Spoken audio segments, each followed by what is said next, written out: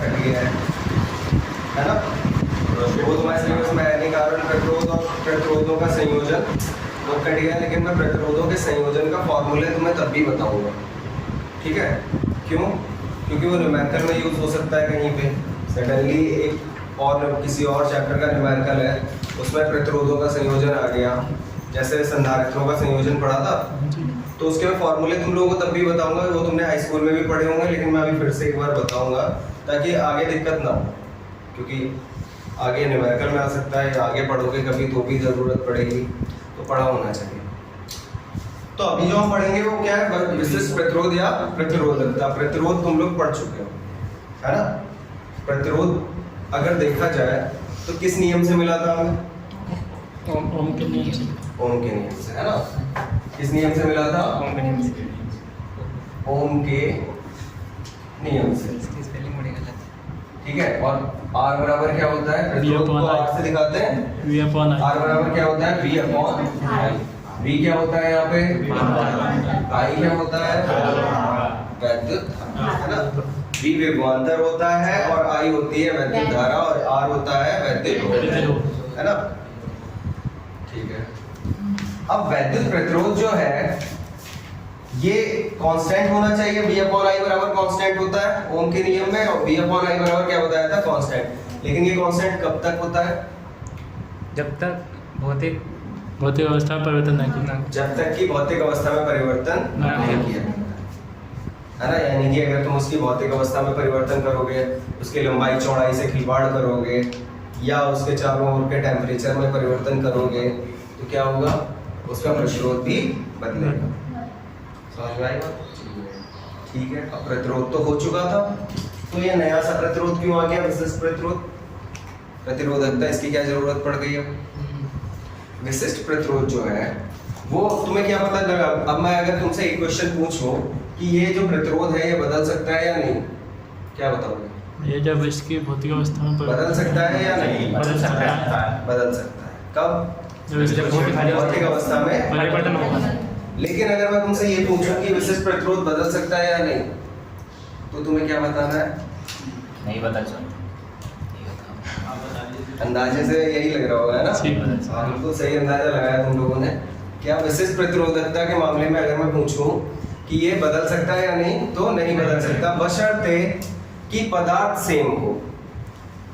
एक तुमने तांबे का तार लिया, पतला लिया या मोटा लिया या छोटा लिया, कैसा भी लिया, बस वो तांबे का तार है अगर, तो उसकी विशिष्ट प्रतिरोध चेंज नहीं होगा। इसका मतलब क्या? विशिष्ट प्रतिरोध भौतिक अवस्था पे डिपेंड नहीं है, ये किस पे डिपेंड है? पदार्थ का गुण है, कौन सा पदार्थ यूज कर रहे हैं। तांबे का है, मान लो तुमने तांबे का तार लिया, तांबे का तार है अगर, तो उसको तुम कैसा भी लो, पतला लो, मोटा तार ले लो, कैसा भी ले लो, तो उसके लिए विशिष्ट प्रतिरोध जो है वो कैसा रहेगा? विशिष्ट प्रतिरोध कैसा रहेगा? बोलेगा कोई? चेंज होगा या नहीं होगा? इसके लिए जो होगा वही इसके लिए होगा, लेकिन प्रतिरोध चेंज हो जाता है। तो विशिष्ट प्रतिरोध जो है वो पदार्थिक गुण है। पदार्थिक गुण मतलब सेम पदार्थ के लिए सेम रहेगा। इसी की जगह अगर तुम लोहे का ले लोगे तार पतला, तो उसका अलग होगा तांबे से, चाहे तुमने आकृति सेम ले रखी हो, क्योंकि पदार्थ चेंज हो गया ना। अगर तुम इसका तार लो, लेकिन लोहे का ही एक तार पतला एक तार मोटा लोगे, तो इन दोनों में सेम रहेगा वो विशिष्ट प्रतिरोध। समझ में आई बात? इसका मतलब क्या है कि ये क्या है? पदार्थिक गुण है। एक में ही अगर तांबा लिया तो उसके लिए सेम रहेगा, सही है जी भाई, और अगर लोहा लिया तो उसके लिए सेम रहेगा, ठीक है।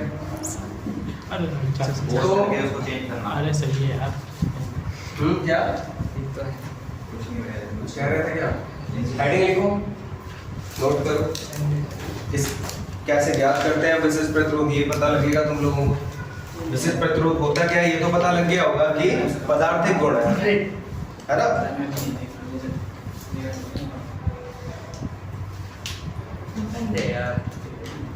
लिखो, जब किसी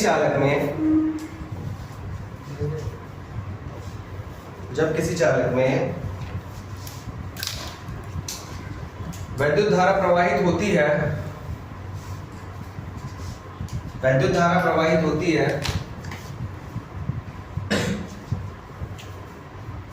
तो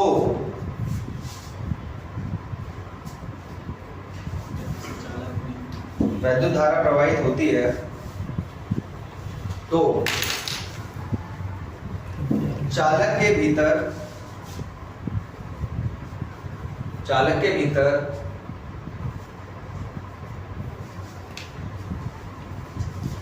किसी बिंदु पर वैद्युत क्षेत्र की तीव्रता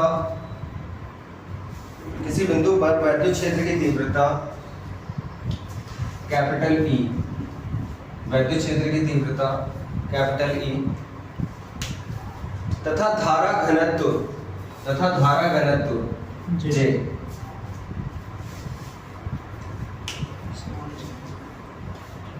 के अनुपात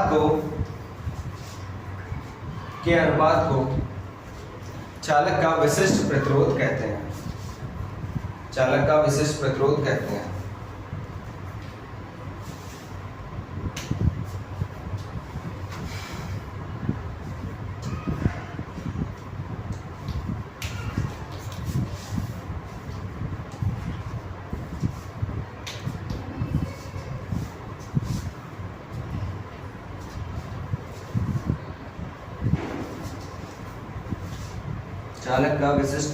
कहते हैं।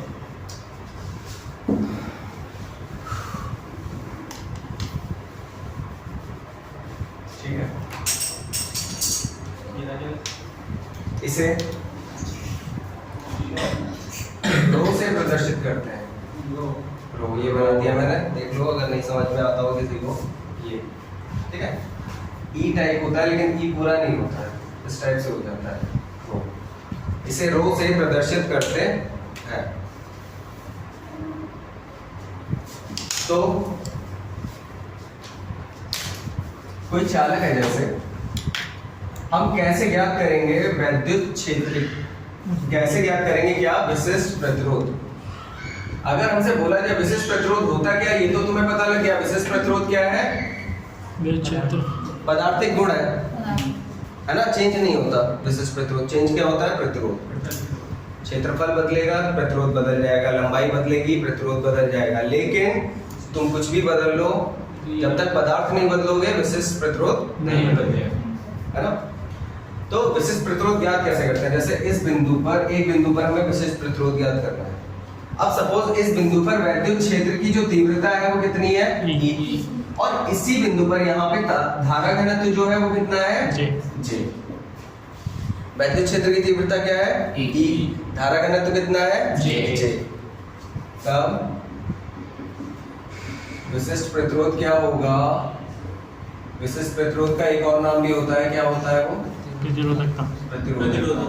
कंफ्यूज नहीं हो रहा है कभी? अगर ये प्रतिरोधकता पूछ लिया जाए तो तुम ये सोचो विशिष्ट प्रतिरोध हमने पढ़ा ही नहीं। सही है, तो विशिष्ट प्रतिरोध रो बराबर क्या हो जाएगा? E upon J। Simple formula याद हो गया होगा तुरंत ही, है ना। अब ठीक है, अगर चालक के सिरों के बीच विभवांतर V हो, विभवांतर कितना है? V। विभवांतर V हो, चालक की लंबाई स्मॉल l है। सही है, और इसका अनुप्रस्थ क्षेत्रफल जो है वो कितना है? अनुप्रस्थ क्षेत्रफल क्या लेते हैं हम? A। और चालक के अंदर जो धारा बह रही है वो स्मॉल I है। देखो भाई, जब तुम इसके अंदर वैद्युत क्षेत्र उत्पन्न कर रहे हो, वैद्युत क्षेत्र है इसके अंदर, तो विभवांतर तो होगा ही, है ना। विभवांतर तभी उत्पन्न होता है जब वैद्युत क्षेत्र होगा, ठीक है। और विभवांतर है, वैद्युत क्षेत्र है, तो धारा भी बह रही होगी। अगर ये कंप्लीट सर्किट है तो मतलब कहीं ना कहीं बैटरी से जुड़ा हुआ होगा ना ये, इस तरीके से, तो धारा भी एक बह रही होगी। तो ये सब चीजें कुछ जो भी दिखाई हैं ये तुम्हें रटनी नहीं है, ये तुम्हें पता होनी चाहिए। जब एक चालक तार है तुम उसे बैटरी से जोड़ रहे हो, वैद्युत क्षेत्र है अगर उसके अंदर, तो विभवांतर भी होगा। E और V एक ही सिक्के के दो पहलू हैं, एक दूसरे से कनेक्टेड भी होते हैं। ये E बराबर क्या होता है? Delta V upon delta X, तो यानी कि E और B एक दूसरे पे डिपेंड है। तो अगर इस बिंदु पर वैद्युत क्षेत्र है तो यानी कि विभवांतर भी होगा इसके अंदर। विभवांतर है, इसकी लंबाई तो कुछ ना कुछ होगी ही, वो हमने क्या ले ली है L। इसका अनुप्रस्थ क्षेत्रफल हमने क्या लिया है A। इसके अंदर जो धारा बह रही है वो कितनी है I। धारा भी बह रही होगी, अगर एक बंद सर्किट है तो धारा बह रही होती है, तो धारा भी इसमें बह रही है। अब जो जो चीजें तुम्हें यहाँ दिख रही है वो सब नोट करना है। देखो माना एक चालक तार है, एक चालक तार है,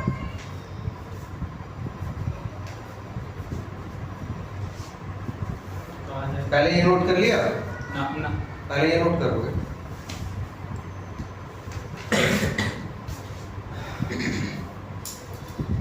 तुम कहीं गई हुई थी क्या ईशा? कहाँ पे गई हुई थी? तो अभी आएंगे आप? छुट्टी मत करना, काफी सिलेबस पीछे हो चुका है, वैसे भी निकल चुका, कंप्लीट करना है इसे। नोट कर लेना किसी की कॉपी लेके आने से। तो जेबीएल कॉपी दे दी 3 दिन है अभी 3 को वो नहीं आया अभी तक विवेक? नहीं भैया अभी तक नहीं आया। पानी उसके मामा आने नहीं दे रहे हैं। इससे आवाज सही रहे, हाँ है ना?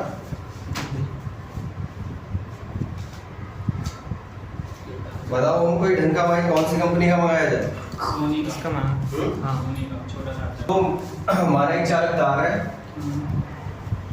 जिसके सिरों के बीच विभवांतर कितना है V। वह इसमें बहने वाली धारा कितनी है स्मॉल I है। जिसके सिरों के बीच विभवांतर कैपिटल V है, वह इसमें बहने वाली धारा स्मॉल I है। इसकी लंबाई स्मॉल l है, वह अनुप्रस्थ क्षेत्रफल कैपिटल A है।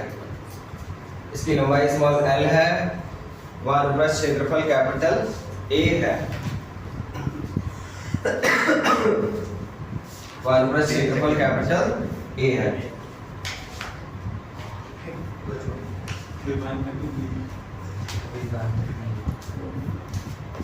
ठीक है, तब अब जरा मुझे तुम लोग बताओगे, यहाँ पे अगर मैं E की वैल्यू जानना चाहूँ तुम लोगों से तो क्या होगी? E की वैल्यू बताओ मुझे। रोज यहाँ ये तो हो गया, ये इक्वेशन 1 मान लो इसे, इसमें तो वैल्यू लगानी है अब E की निकाल के।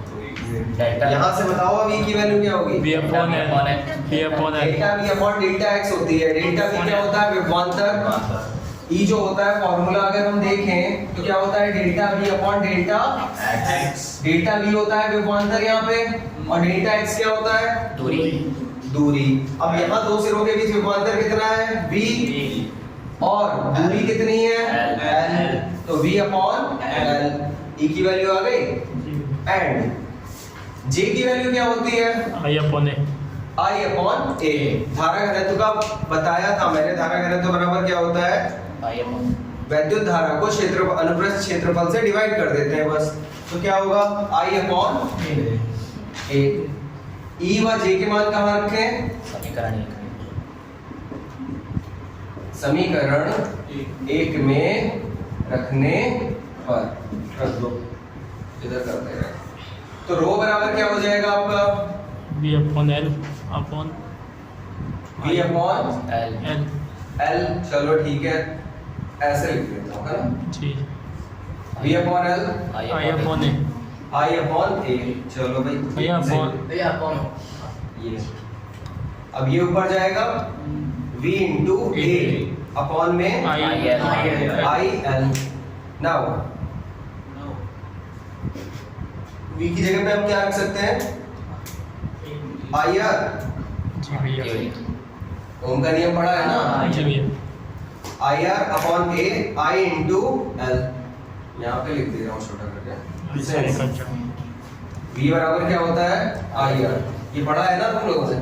ठीक है, I से I कैंसिल हो गया। अब यहाँ से अगर मैं R की वैल्यू निकालना चाहूँ तो R की वैल्यू क्या आएगी? रो L upon A। L upon,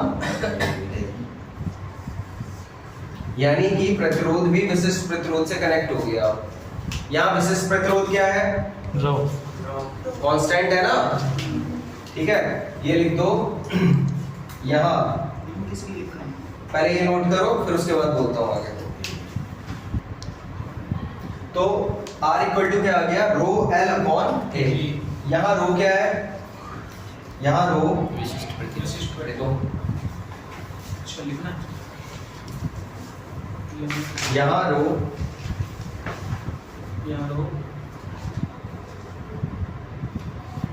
एक कांस्टेंट है,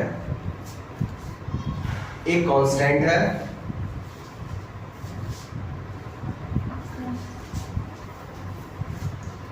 तथा पदार्थ का लाक्षणिक गुण है, ठीक है।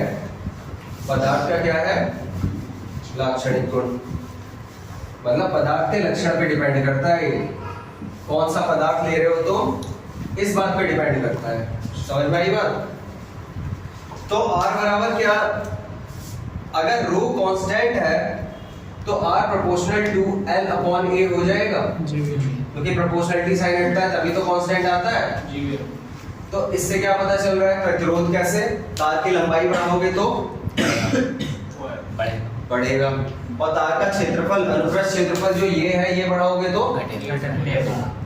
इसका मतलब जितना मोटा तार लोगे उतना ही प्रतिरोध क्या होगा, कम। और जितना लंबा तार लोगे उतना ही प्रतिरोध ज्यादा होगा, ठीक है। लिखो आता, हाँ ये पहले नोट करो फिर इसके नीचे लिखना।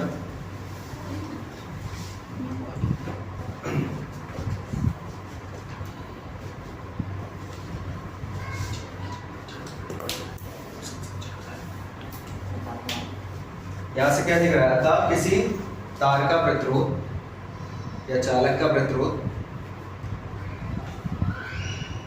अतः किसी तार का प्रतिरोध उसकी लंबाई बढ़ने के साथ बढ़ता है, का प्रतिरोध उसकी लंबाई बढ़ने के साथ बढ़ता है तथा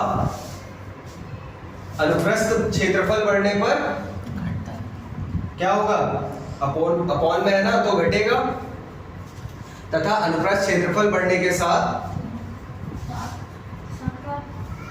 लंबाई बढ़ने के साथ बढ़ता है, पहले तो लिखोगे बढ़ने, ऐसे लिखते हैं बढ़ने के साथ बढ़ता है, तथा अनुप्रस्थ क्षेत्रफल बढ़ने के साथ घटता है। इसका मतलब तो समझ में आ गया होगा तुम लोगों को, यानी कि तार अगर पतला लोगे तो क्या होगा, प्रतिरोध उसमें ज्यादा होगा, लेकिन अगर मोटा तार ले रहे हो तो उसमें प्रतिरोध कम होगा। इसी के साथ अगर तार ज्यादा लंबा लोगे, जैसे एक तार मैंने ये लिया, एक तार मैंने ये लिया, किसका प्रतिरोध ज्यादा होगा, नीचे वाले का, ठीक है। एक तार ये लिया हमने और एक तार ये लिया, तुम बताओ इन दोनों में प्रतिरोध किसका ज्यादा होगा, नीचे वाले का। तुम बताओ, ऊपर वाले का ज्यादा होगा, नीचे वाले का घटता है। तुम बताओ आशीष। ऊपर वाले का ही होगा, नीचे वाले का भी नीचे वाले होता है, का हो सकता है नीचे वाले का किसी केस में। हाँ भाई तुमसे ही पूछ रहा हूँ, क्यों, भैया वो मोटा तार है, छोटा भी है, उससे छोटा नहीं कर सकते, कर सकते हैं। वो अलग बात। ये पतला है तो भी प्रतिरोध ज्यादा होगा इसका, लंबा है ना, लंबा नहीं है, बराबर नहीं है। बराबर है। ये पतला तार है तब भी प्रतिरोध इसमें ज्यादा होगा। कैपिटल ए स्मॉल ए बनने में फर्क है। क्या कहना चाह रहे हो, तो मैं पूछ रहा हूँ ना तुमसे, तुम बताओ, तुम तो चलो आज ही आई हो, तुम बताओ। नीचे वाले में प्रतिरोध कम होगा, तुम बताओ, तुम अपने मुंह से बोल रहे हो। इसका भैया अनुप्रस्थ क्षेत्रफल जो है घट रहा है क्योंकि ये मोटा है और वो जो है बराबर तुम बताओ भैया ऊपर वाले का बढ़ेगा। क्या प्रतिरोध, यहाँ पे क्या दिखा रहे हैं हम? ए क्षेत्रफल बढ़ेगा, अगर क्षेत्रफल को बढ़ाओगे तो आर का मान घटेगा ना, बटे में है ना क्षेत्रफल, जितने बड़े से भाग करोगे उतना छोटा होगा। अब अगर क्षेत्रफल देखें तो इन दोनों में किसका क्षेत्रफल बड़ा है? अनुप्रस्थ। अनुप्रस्थ क्षेत्रफल इसका ये है, उसका एक बिंदी है, क्षेत्रफल ज्यादा है ना इसका, तो प्रतिरोध क्या हो जाएगा? कम। इसका मतलब जितना चौड़ा तार लोगे तुम उसका प्रतिरोध उतना ही कम होगा। समझ में आई बात? और लंबाई ज्यादा जिसकी होगी उसका प्रतिरोध ज्यादा होगा, क्योंकि लंबाई के साथ तो बढ़ रहा है प्रतिरोध। ठीक है, चलो सही है। अब इसी टर्म का मात्रक निकालेंगे पहले हम, फिर इसका विमीय सूत्र निकालना है। सही है, तो रो का मात्रक क्या होगा? तो रो बराबर तुमने अभी क्या पढ़ा मुझे बताओ जरा। आर ए अपॉन एल नहीं L upon A। L upon A यही पढ़ा। अब इससे मात्रक अगर हमें निकालना है रो का, तो आर का क्या होता है? भैया ए अपॉन एल कौन से? या अभी L upon A सही कह रहा है, भैया A upon L A upon L होगा। क्यों? क्योंकि वो आर का फॉर्मूला था, आर इक्वल टू था रो एल अपॉन ए। सही है, यही है। तो अब अगर इसका मात्रक निकालना है हमें तो कैसे निकालेंगे? आर का मात्रक क्या होता है? वो है ना, वो यही होता है। आर का मात्रक क्या होता है? ओम। और ए का क्या होता है? Metre square. Metre square. और बटे में क्या होगा? एल लंबाई, लंबाई का क्या होता है? मीटर। 1 मीटर से 1 मीटर कैंसिल हो गया, रो इक्वल टू क्या हो गया? ओम मीटर। ओम। इंग्लिश में लिख दो मीटर, चाहे हिंदी में लिख दो, जैसे भी लिखो। दोनों इंग्लिश में लिख दो या दोनों हिंदी में लिख दो, या एक इंग्लिश हिंदी लिख दो, कोई दिक्कत नहीं है। तो क्या हो गया इसका मात्रक? ओम मीटर। सही है, सबके मात्रक लगा देते हैं, इस तरीके से निकल आता है। अब इसका विमीय सूत्र निकालना है अगर हमें, तो विमीय सूत्र निकालने में भी हमें कुछ खास करना नहीं है। हाँ, रो का विमीय सूत्र, इसे पहले तुम किस में लाओगे? मूल मात्रकों में लाओगे। सही है, ओम। आर इक्वल टू क्या होता है? V upon I. ठीक है, आर बराबर होता है V upon I. V upon I का मतलब क्या हो गया? वोल्ट प्रति एम्पियर। और साथ में क्या है? मीटर। अब वोल्ट क्या होता है बताओ? V बराबर क्या होता है? W upon Q। तो W अपॉन Q का मतलब क्या हुआ? वोल्ट का क्या होगा? जूल प्रति Q क्या होता है? कूलॉम। और अपॉन में क्या है? Ampere into metre. इंग्लिश में ही लिख दे रहा हूँ, एम्पियर। और ये क्या था? वोल्ट। वोल्ट, सारे वोल्ट इंग्लिश में लिख दे रहा हूँ, जूल। तो इसका जब हम निकालेंगे, अब जूल का क्या होगा? किलोग्राम मीटर स्क्वायर पर सेकंड। जूल का होता है किलोग्राम मीटर स्क्वायर और पर सेकंड स्क्वायर, यानी कि सेकंड की पावर -2। सेकंड स्क्वायर का मतलब यही हुआ, इनटू एम्पियर मीटर है साथ में, और अपॉन में क्या क्या गया देखो? Ampere metre. कुलॉम जो था वो अपॉन में जाएगा। Q बराबर क्या होता है? IT। कुलॉम का क्या हो जाएगा? एम्पियर इनटू सेकंड, है ना? Ampere second. कुलॉम का लगा दिया हमने एम्पियर सेकंड, और 1 एम्पियर वहां पहले से है नीचे। जी भैया। तो क्या बना जरा बताएंगे? Kilogram metre square. Metre square यहाँ पे है और 1 मीटर यहाँ भी है, तो मीटर की पावर कितनी हो गई? क्यूब। सेकंड की पावर कितनी हो गई? -3। -3। एम्पियर की पावर कितनी हो गई? -2। -2। तो इसका जो विमीय सूत्र बना वो क्या बना? किलोग्राम का M L3 Q T -3 A -2। सही, कर लो। विशिष्ट चालकता। ठीक है, नेक्स्ट टॉपिक हमारा क्या है? विशिष्ट चालकता। तो विशिष्ट चालकता क्या होती है? सिंपल है, जो विशिष्ट प्रतिरोध तुमने पढ़ा है रो, उसका व्युत्क्रम ही कहलाता है बस विशिष्ट चालकता। सही है, जो विशिष्ट प्रतिरोध तुमने पढ़ा उसका व्युत्क्रम ही क्या कहलाएगा? क्योंकि प्रतिरोध का उल्टा मतलब होता है चालकता। प्रतिरोध का मतलब क्या होता है? उल्टा चालकता। प्रतिरोध का व्युत्क्रम ही चालकता होता है। तो विशिष्ट प्रतिरोध का व्युत्क्रम क्या हो जाएगा? विशिष्ट चालकता। देखो, विशिष्ट प्रतिरोध के व्युत्क्रम को विशिष्ट चालकता कहते हैं।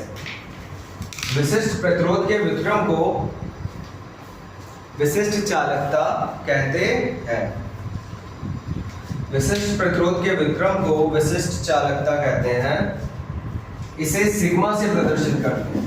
इससे सिग्मा, ये वाला सिग्मा देख लो कहीं, ये मैथ वाला सिग्मा बना लो, ये सिग्मा आधा ना, इसे सिग्मा से प्रदर्शित करते हैं। 10 विशिष्ट चालकता, विशिष्ट चालकता सिग्मा बराबर क्या हो जाएगा 1/ρ, है ना। अब इसका मात्रक क्या होगा, उसका था ओम मीटर, ओम इनवर्स मीटर। हाँ तो इनवर्स। ओम मीटर था उसका, तो ओम मीटर की घात -1 हो जाएगा। और विमीय सूत्र क्या हो जाएगा, माइनस जो था पहले उसका, उसको 1/, में ले जाओ बस। क्या था बता दो, ml3 t-3 ml3 t-3 a-2 a-2। अब देखो ये सारे जब ऊपर जाएंगे तो घातों के चिन्ह चेंज हो जाएंगे बस। क्या हो जाएगा m-1 m-1 l-3 t3 और a2। बहुत ज्यादा सॉल्व करने की जरूरत नहीं है फिर। ठीक है, हो गया। हो गया।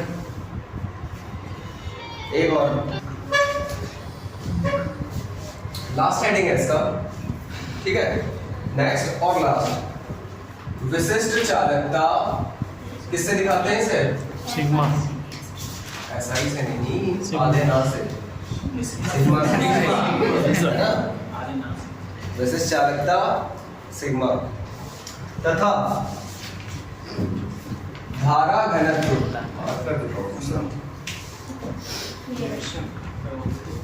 धारा घनत्व किससे दिखाते हैं इसे, स्मॉल जे। जे में संबंध। बहुत बड़ा नहीं है ये टॉपिक, छोटा सा है और तुम्हें बस क्या है सॉल्व करने की जरूरत है। तो विशिष्ट चालकता वी हैव, हम क्या रखते हैं, वी हैव मतलब हम जानते हैं।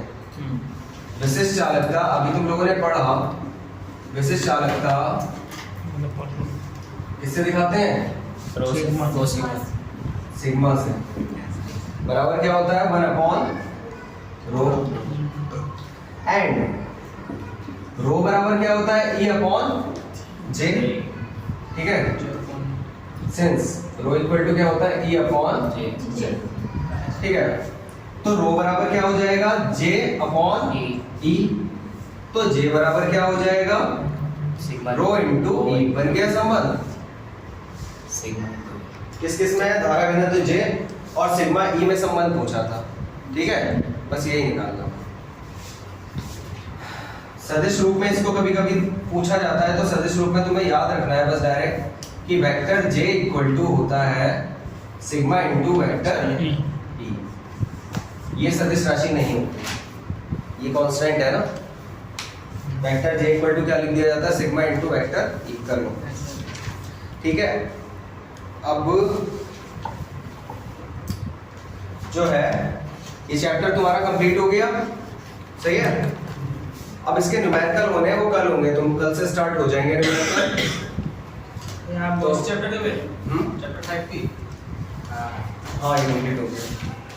नहीं तो अगले चैप्टर में न्यूमेरिकल्स नहीं यही चैप्टर ये होंगे जब ये चैप्टर कंप्लीट हुआ है तो। है ये भी करेंगे हम प्रतिरोधक हाँ, प्रतिरोधों का संयोजन। अब वो मैं अभी तुम्हें शॉर्ट में समझा दे रहा हूँ। जी। ये नोट कर लिया, करो जल्दी से। कर दो सर। एक बार मैं तुम लोगों को शॉर्ट में प्रतिरोधों का संयोजन बता दे रहा हूँ, ठीक है। संधारित्रों का बता चुका हूँ, प्रतिरोधों का समझ लेना, केवल डायग्राम से बता दूंगा, ठीक है। जैसे ये प्रतिरोध है,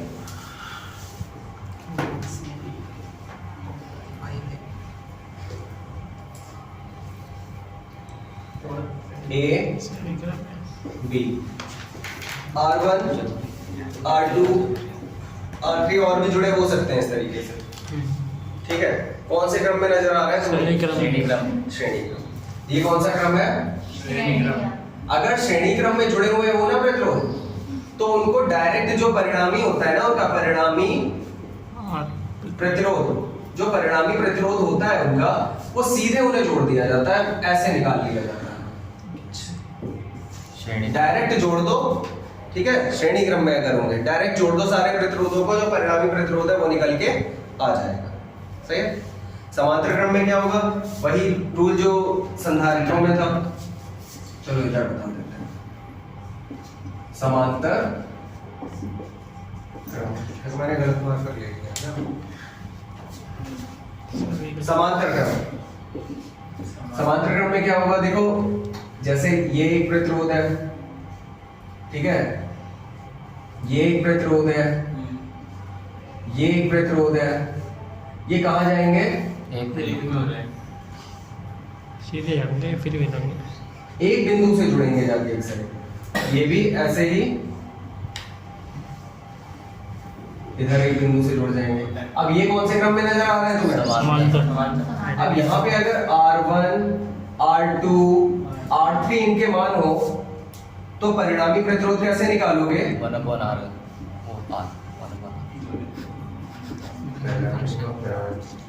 1/R equal to 1/R1 plus 1/R2 plus 1/R3।